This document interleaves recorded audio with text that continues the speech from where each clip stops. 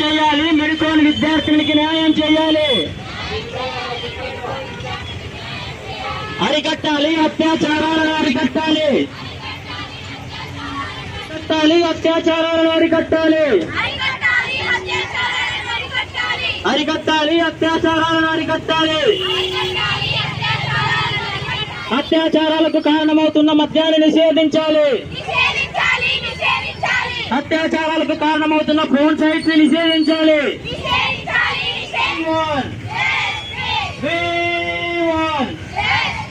శిక్షించాలి, దోషులను కఠినంగా శిక్షించాలి,